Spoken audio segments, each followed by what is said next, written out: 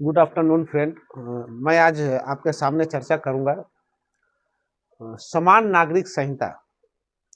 समान नागरिक संहिता जो संविधान का अनुच्छेद 44 के अंतर्गत है। देखिए, ये बहुत ही इम्पोर्टेंट आर्टिकल्स 44, ये बहुत ही इम्पोर्टेंट बातें हैं जो आज भी मुद्दा का विषय बना हुआ है और हमेशा बना हुआ रहता है। क्या चीज? समान नागरिक संहिता।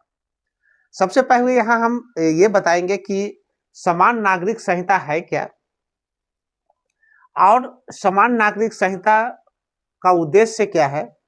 साथ साथ ये बताएंगे कि समान नागरिक संहिता को लागू करने में सरकार ने क्या क्या कदम उठाया है और क्यों अभी तक इसको जो है पूरी तरह से पूरे भारत में ये जो है समान नागरिक संहिता लागू नहीं किया गया।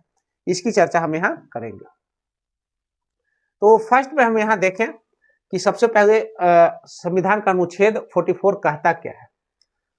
संविधान का अनुच्छेद 44 कहता है, संविधान सरकार को निर्देश देता है कि सरकार क्या है, सरकार पूरे भारत के लिए समान नागरिक संहिता बनाने की कोशिश करे।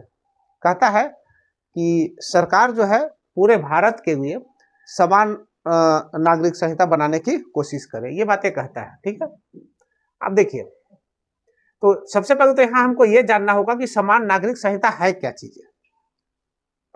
जो हम समान नागरिक संहिता की बातें हम कर रहे हैं वो है क्या चीज है। तो समान नागरिक संहिता का अगर एक सेंटेंस में जानना चाहें तो विभिन्न धर्मों के शादी, तलाक, गोद लेने और संपत्ति का बंटवारा से संबंधित जो कानून है वो कानून को एक करने से है। क्या है?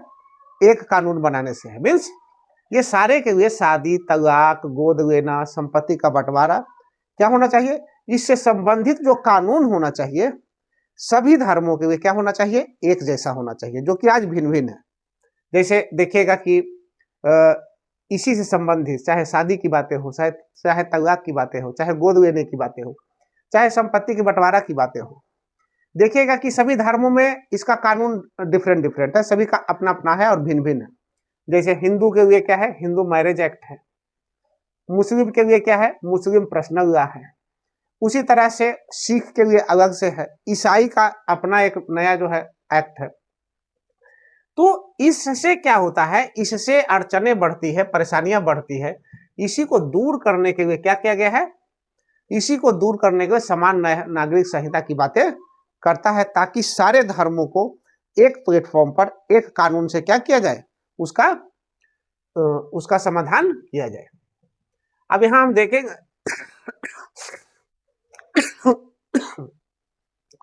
देखेंगे कि इसका लक्ष्य क्या है। 44 का, संविधान का अनुच्छेद 44 का कहता सभी नागरिकों के लिए, चाहे वह किसी भी धर्म का हो, वह निजी मामलों में भी एक ही कानून होनी चाहिए। क्या कहा? साफ साफ इसका मेन उद्देश्य यही है कि चाहे वह किसी भी धर्म का हो, इन सारे मामलों में, इन सारे जो उनका निजी मामला है, वो सारे धर्मों के लिए एक ही कानून होना चाहिए। मीन्स एक देश और एक कानून। अब ये तो कहा 44 की सरकार को ऐसा करना चाहिए। अब देखते हैं कि सरकार इसके लिए क्या किया है। तो सरकार के कदमों को देखें कि क्या कदम उठाया है इसके लिए, तो देखेंगे कि समान नागरिक संहिता का अगर देखें तो भारत में सबसे पहले गोवा से लागू है। कहां से है? गोवा से। गोवा से कब से लागू है? तो 1870 से। कब से? 1870 से।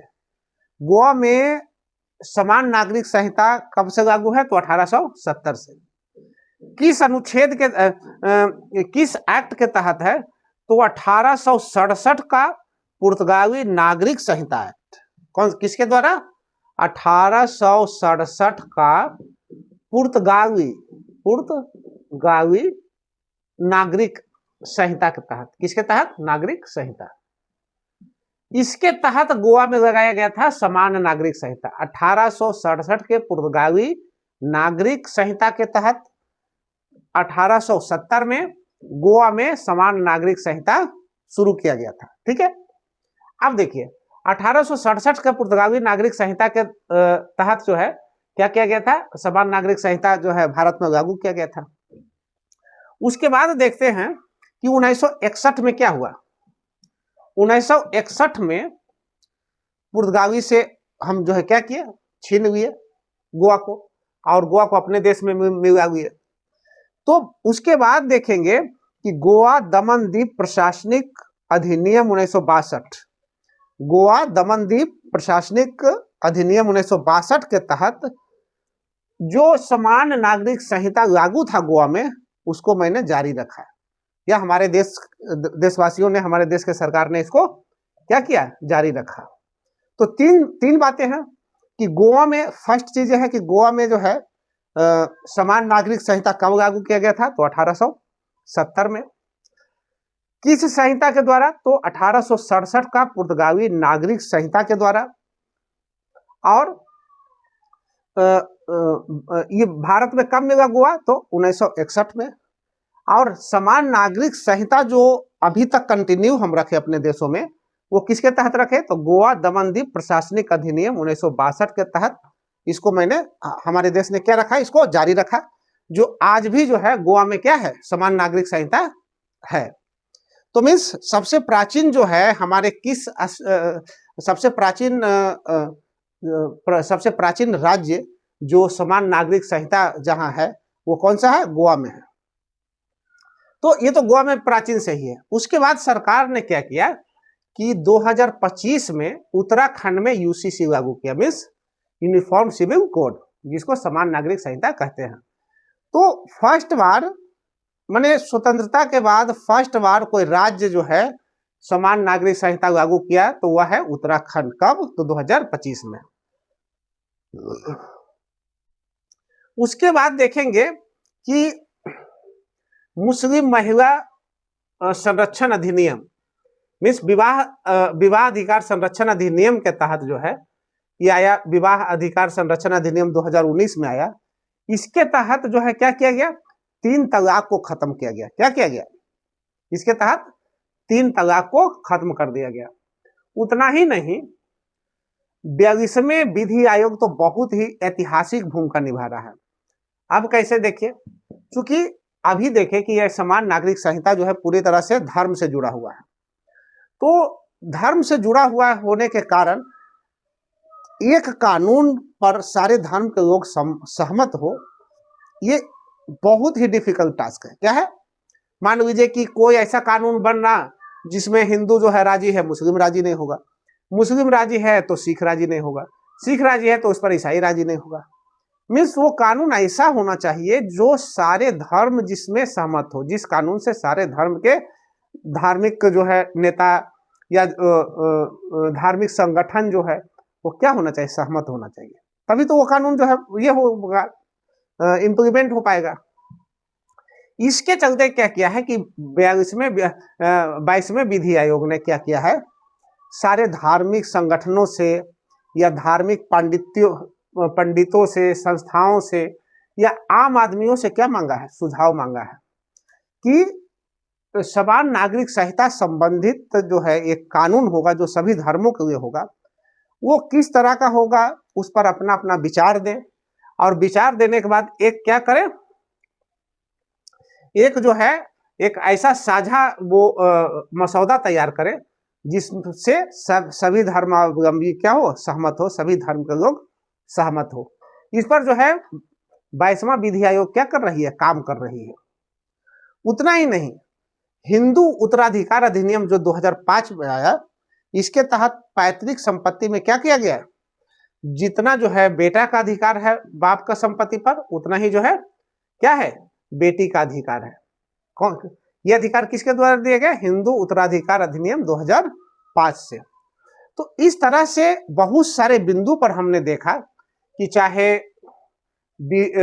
जो है विवाह अधिकार संरक्षण अधिनियम 2019 हो, या फिर गोवा में जो है समान नागरिक संहिता की बातें हो, 2025 में उत्तराखंड में समान नागरिक संहिता लागू करने की बातें हो, या विवाह अधिकार संरक्षण अधिनियम के तहत जो है 3 तलाक को हटाने की बातें हो, 3 तलाक पर प्रतिबंध लगाने की बातें हो, ये सारे के सारे जो है क्या है, एक प्रोग्रेसिव कदम है, एक प्रगतिशील कदम है किसकी ओर, समान नागरिक संहिता लागू करने की ओर। क्योंकि एक बार में एट ए टाइम जो है पूरे देश में इसको लागू नहीं किया जा सकता है, it is a very difficult task. तो क्या कर रहा है सरकार ने जो है धीरे धीरे, और यही कारण है कि भारत सरकार पूरे भारत में लागू करने के बजाय इसे जो है क्या कर रही है, राज्यों के स्तर पर धीरे धीरे, कैसे, सामाजिक सुधार के द्वारा, कैसे, सामाजिक सुधार के जरिए इसको जमीन पर उतारने का प्रयास कर रही है।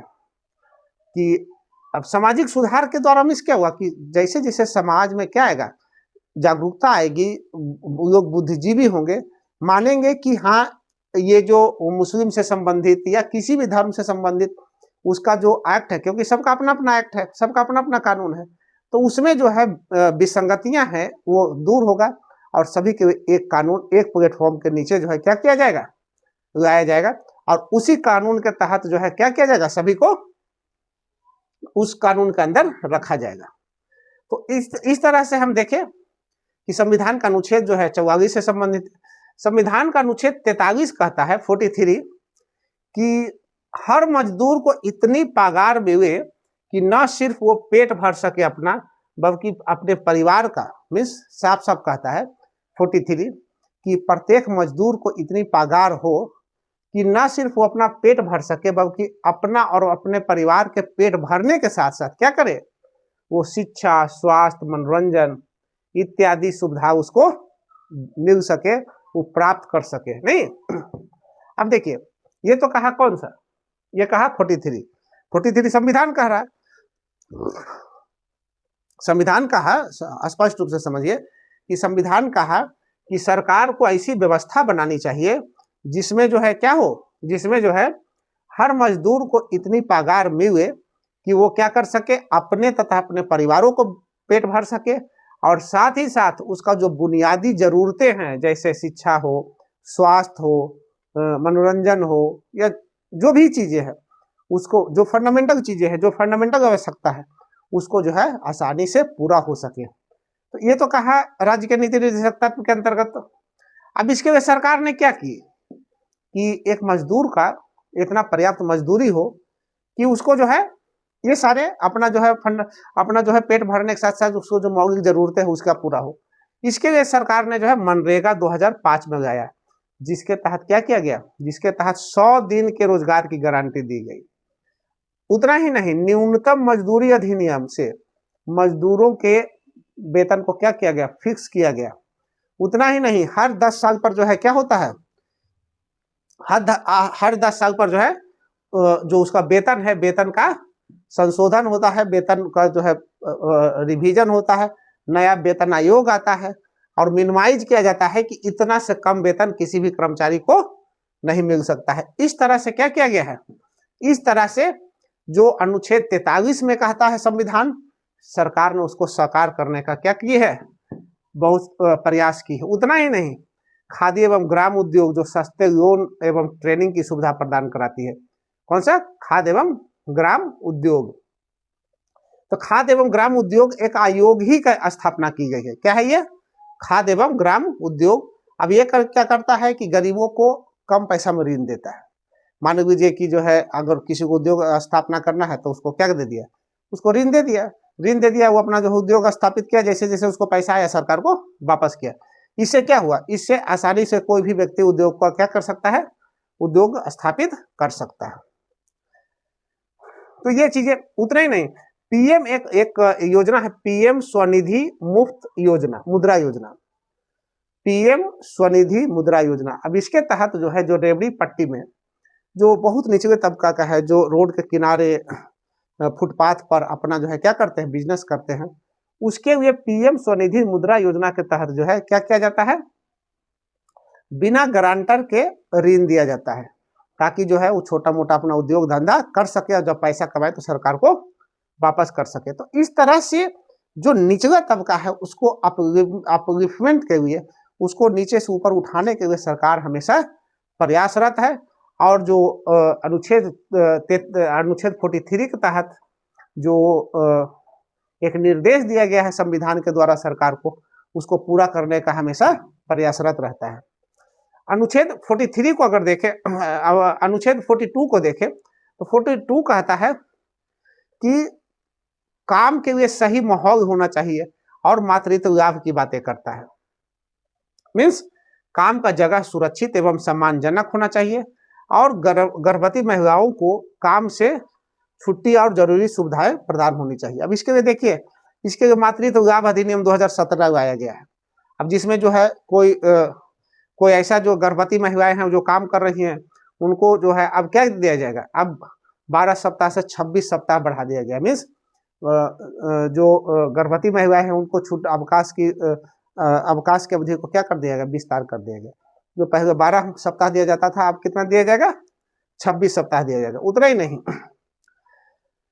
कार्यस्थल पर यौन उत्पीड़न को रोकने के लिए कार्यस्थल पर यौन उत्पीड़न रोकथाम अधिनियम 2013 लाया गया, जिससे कार्यस्थल पर क्या किया गया, सुरक्षित एवं सम्मानजनक वातावरण तैयार किया गया।